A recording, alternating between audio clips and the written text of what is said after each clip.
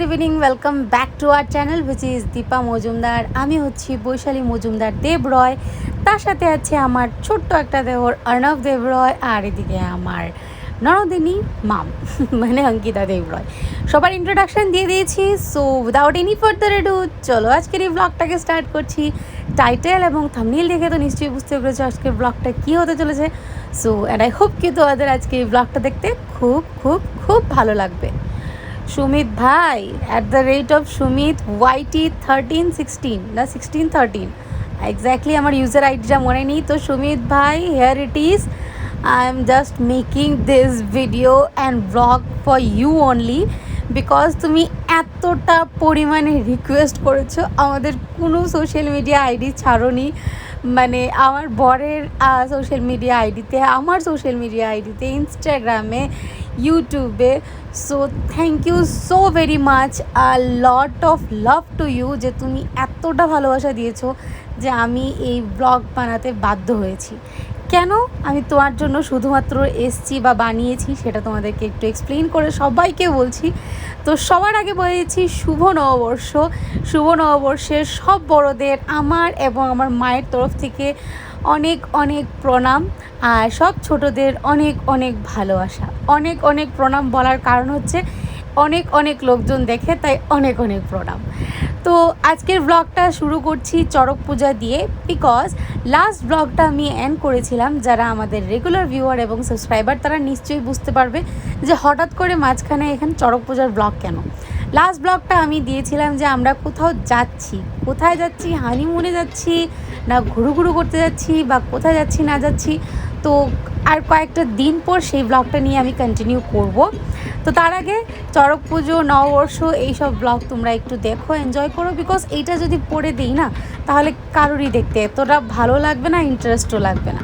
তো যেহেতু আমার কাছে সব ব্লগ অলরেডি প্রি শুটেড, তো এই ব্লগগুলো রিসেন্ট, তো রিসেন্ট ব্লগগুলো তোমরা দেখো, এনজয় করো, তারপর আমি আস্তে আস্তে সবকটা ব্লগ দেবো। প্লিজ আমার সাথে একটু কোঅপারেট করো, আশা করি তোমাদের খুব ভালো লাগবে। তো আমি চড়ক পুজোতে এসেছি, এটা আমার শ্বশুরবাড়ির পাশেই চড়ক পুজোটা হচ্ছে।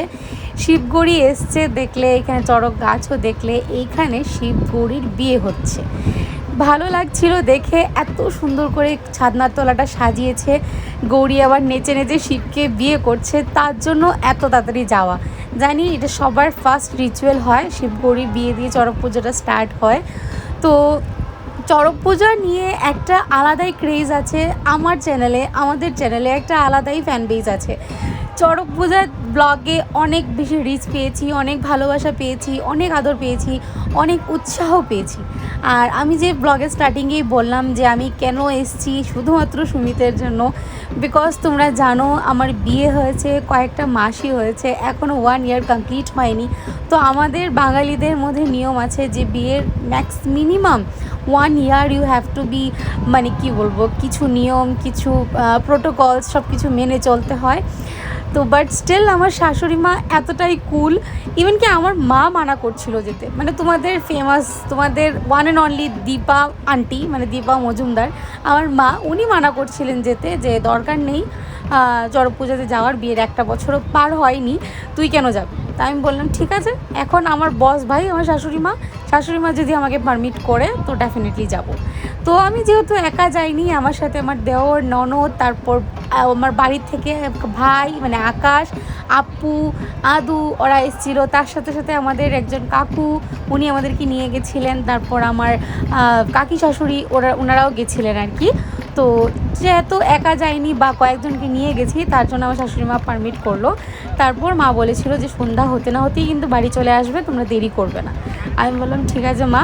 একমাত্র মা আমার কথাটা বুঝতে পেরেছে যে আমি কেন এতটা পাগল হয়ে গেছি চড়ক পুজো নিয়ে ব্লগ করব। তো থ্যাঙ্কস টু মাই শাশু mom, she permitted me, that's why আমি আসতে পেরেছি। আর চলো এবার আস্তে আস্তে চড়ক পুজোর ব্যাপারে একটু বিস্তার করে বলি। যারা আমাদের নতুন subscriber, welcome to our channel. Charak পুজো নিয়ে আমার চ্যানেলে একটা আলাদাই ফ্যান বেজ আছে, যে একটু আগেই বললাম। তো এখানে দেখতে পারলে শিবগৌরীর বিয়ে হলো, শিবগৌরী বিয়ে করলো, মালা বদল করলো, তারপর শিবগৌরী নেচে বেড়াচ্ছে। তো শিবগৌরী নাচটা একটু এনজয় করো, তারপর আবার কন্টিনিউ করছি।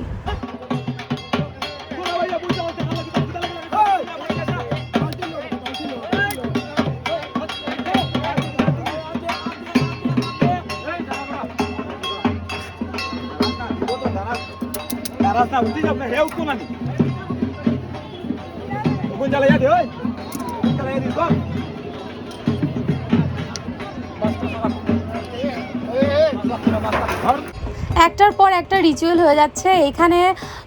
একটা রিচুয়াল হলো এই মাত্র দেখলে, এটা দু সাইডে হয়েছিল রিচুয়ালটা, একটা বড় বিরাট বড় মাঠের মধ্যে।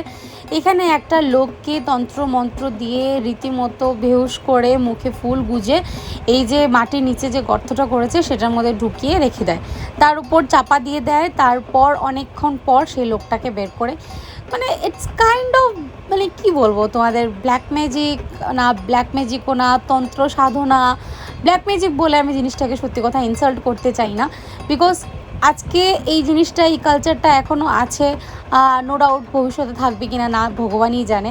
তো আছে যখন আমরা দেখছি, তোমরাও দেখছো, এনজয় করছি। হ্যাঁ, সবার মনে একটা কিউরিসিটি থাকে যে এটা এক্স্যাক্টলি কী। যারা আমাদের পুরনো ভিউয়ার ওরা নিশ্চয়ই জানবে, এটা হচ্ছে একটা শিব ঠাকুরের সাধনা, মানে শিব ঠাকুরকে নিয়ে, শিব ঠাকুরের ব্ল্যাক সাইডটাকে নিয়ে সাধনা করে পুরো একটা মাস, গোটা মাস, চৈত্র মাস। অনেকে আছে 1 মাস ধরে সাধনা করে, অনেকে আছে 15 দিন, অনেকে আছে 1 সপ্তাহ। এটা তোমার ডেডিকেশন দিয়ে, মানে ফুললি ডেডিকেটেড হয়ে মহাদেবের, কাল ভৈরবের আরাধনা করা, সেটা নিয়ে পুজো, আচ্ছা, নিয়ম, রিচুয়ালস। হ্যাঁ, এটা ডার্ক সাইড, বিকজ এখানে যা যা রিচুয়ালগুলো দেখানো হয় ইটস রিয়েলি ভেরি ডার্ক। তো তার জন্য অনেকে এগুলো সহ্য করতে পারে না, অনেকে নানান ধরনের কথাবার্তা বলে। আমি এটা নিয়ে আর বেশি মানে মন্তব্য দিচ্ছি না। তো তোমরা দেখো আর এনজয় করো, বাস এতটুকুই বলবো।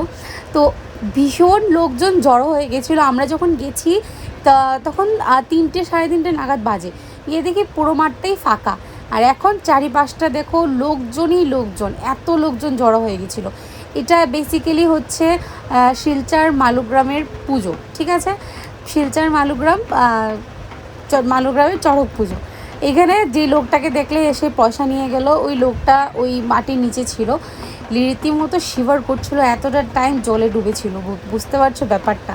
এবার শিবগৌরী নাচানাচি করছে। আর সব থেকে বেশি ফানি লাগছিল কি, আমি, ভাই, আপু, আমার ননদিনী, নেতাও, সবাই, মানে আদু, যারা আমরা গেছিলাম, এক টিম জড়ো হয়ে, ওরা শুধুমাত্র মা কালীর অপেক্ষা করছিলাম যে কখন মা কালী আসবে। আর মা কালী এতটাই হাইপ ক্রিয়েট করে রেখেছে যে আসছিলই না। আর এই পুচকে বাচ্চাটাকে দেখছো কি সুন্দর করে ঢাক বাজাচ্ছে, ধুতি পরে, মানে এত মায়া লাগছিল দেখতে, এত মিষ্টি লাগছিল। মানে আমি ভাবছিলাম যে কি করে এত বড়টা ভার সামলে রেখেছে। আর এই হচ্ছে ডাকিনি জুকিনি সেজেছে ওরা দুজন। ওদেরকে আমি ডাক দিয়ে বললাম যে তোমরা কিছু একটা অ্যাকশন করো, ওরা রীতিমতো আমাকে দেখে হাসছিল। আর এটা হচ্ছে নেক্সট রিচুয়াল। নেক্সট যেটা হচ্ছিলো, এটা হচ্ছে দা খেলা, মানে দাও দিয়ে, বটি দিয়ে খেলা করে, বটি দিয়ে শরীরের মধ্যে এরকম জুড়ে জুড়ে মারে। তো তারপরও কিছু কাটাকাটি হয় না, সেটা নিয়েই দেখাচ্ছে আর কি। তো সব কিছুই ওইটার সাথে রিলেটেড থাকে, সব কিছু ওইটার সাথে রিচুয়াল রিলেটেড থাকে। তো যা যতটুকু আমার তরফ থেকে সম্ভব হচ্ছে ততটুকু আমি এক্সপ্লেন করার চেষ্টা করছি।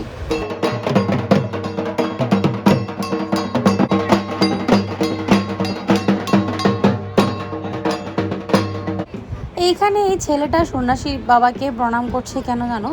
এই ছেলেটা না একটু আগে জানি না কেন হঠাৎ করে অজ্ঞান হয়ে পড়েছিল। এত বাজেভাবে অজ্ঞান হয়েছে, কেউই জ্ঞান ফেরাতে পারছিল না। তো তার জন্য ওকে জ্ঞান ফিরিয়ে দিয়েছে। তারপর সন্ন্যাসী বাবাকে, মানে ওদের গুরুদেবকে ওরা প্রণাম করছিল। আর এই জিনিসটা দেখে সত্যি কথা আমারও গা শিউরে উঠেছে।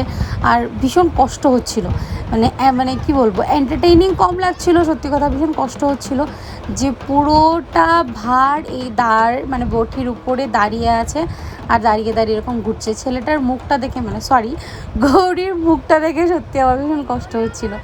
আর এত ক্লোজ থেকে ভিডিও করে দিয়েছে আমাদের একজন খুব ভালো চেনা জানা একটা লোক, তার নাম হচ্ছে বিজিৎ। তো ওর হাতে মোবাইলটা দিয়েছিলাম, তার জন্য এত ক্লোজ থেকে ও ভিডিও করে দিয়েছে। তো থ্যাঙ্কস টু হিম ইফ যদি আমার ভিডিওটা দেখে থাকে তো।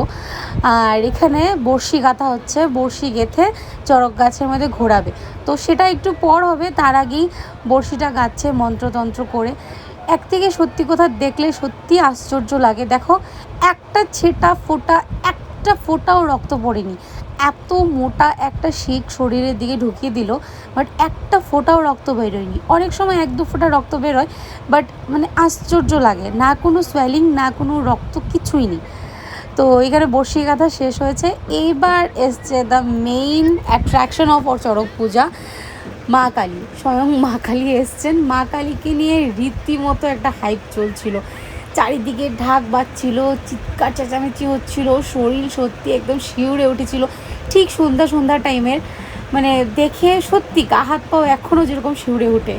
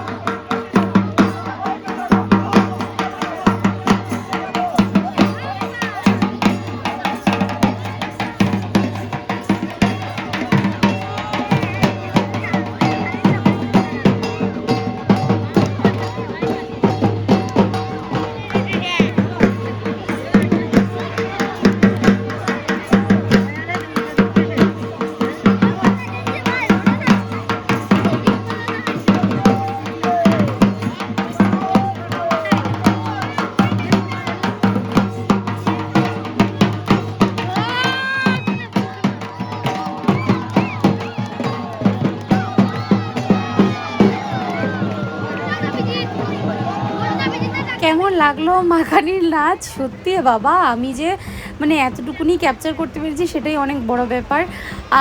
এবছর এই জায়গার পুজোটা দেখলাম, ভালোই লাগলো। সব জায়গার পুজো সমান হয় না, অনেক জায়গায় অনেক রকম করে পুজো করে। তো এই বছর মালোগ্রামের পুজোটা এরমই ছিল। নেক্সট ইয়ার দেখি আবার কোথাও না কোথাও যাব, আবার ঠিক সেই 1 বছরের অপেক্ষা। এখানে অলরেডি চড়ক গাছ ঘোরানো স্টার্ট হয়ে গেছে, পিঠে বর্ষি গেতে লোক ঝুলছে, দেখলে সত্যি কেমন লাগে। আবার ঠিক সেই 1 বছরের অপেক্ষা, 1 বছর পর আবার সেই চড়ক পুজো, সেই ক্রেজ, সেই শিবঘুড়ি এলো বলে।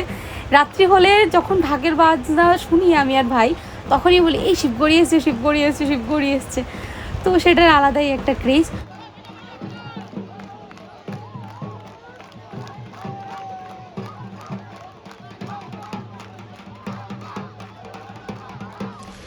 খেয়ে নিয়েছি।